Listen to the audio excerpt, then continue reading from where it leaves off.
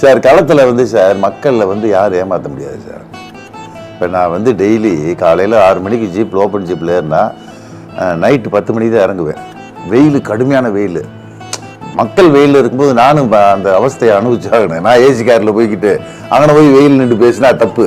மற்ற தினகரெல்லாம் அப்படி தான் போனார். ஏசி கார்லேயே போயிட்டு அங்கே போய் ஏறி வெயில் நின்று பேசுவார். வெயிலில் கூட இல்லை, சாயங்காலம் டூர் தான் அவர் வச்சார். பகல்ல யாரையும் பார்க்கல. வர நீங்க ஓப்பன் வேணும் கடுமையா ஒரு 15 மணி நேரம் சுத்தினேன் காலையில இருந்து. ரைட்டா? அப்படி போகும்போது 2ஆம் கட்டம், 3ஆம் கட்டம், 4ஆம் கட்டம்ன்றது இப்போ நான் வந்து உள்ளூர் எங்கள் கூட்டணி ஆட்கள், எங்கள் கட்சிக்காரங்களை வச்சு தான் நான் வேலை பார்த்தேன்.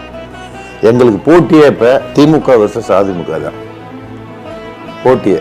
பல கருத்து கணிப்புகள், இப்போ மின்னம்பலம் கூட ஒரு கருத்து கணிப்பு வெளியிட்டிருந்தோம். அதில் 2ஆம் இடம் அமமுக, டிடிவி தினகரன் அப்படின்னு தான் வருது. அதில் என்ன காரணத்துக்கு நீங்கள் அந்த மின்னம்பலத்தில் நீங்கள் சொல்கிறீங்கல்ல கருத்து கணிப்பு வந்ததுக்கு காரணம், இவர் வெளியூர்லேருந்து தினகரன் 1000 பேரை கூப்பிட்டு வந்து வச்சுருந்தாரு.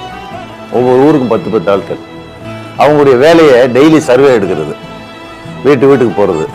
உங்களுக்கு ரோட்டுக்கு 2000 ரூபா தர்றோம், உங்கள் ஐடி கார்டை கொடு, பூத் ஸ்லிப்பை கொடுன்னு சொல்லி நோட்டில் எழுதி வச்சு அவங்கள பிரெயின் வாஷ் பண்ணி வச்சுருந்தாங்க.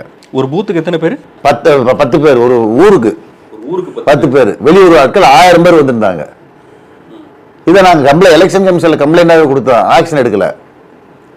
ரைட்டா? அப்படி வெளியூர்ல இருந்து வரக்கூடாதுன்றது. வரலாம். அவங்க 17 ஈவினிங் பிறகு வெளியே போகணும். லாஸ்ட் பிரச்சாரத்தை அன்னைக்கு அந்த எக்கோவில் நீங்க வேண்டா அந்த 2ஆவது இடத்துக்கு வந்திருக்கலாம். அவரு 2000 ரூபா கொடுக்க போறாங்க, தினகரன் தான் ஜெயிப்பாரு, குக்கர் தான் வரும்னு சொல்லி மக்கள்கிட்ட டெய்லி இவங்க சொல்லி கடைசியில் டோக்கன் கொடுத்துட்டு போயிட்டாரு. ஆர்கே நகர் மாதிரி.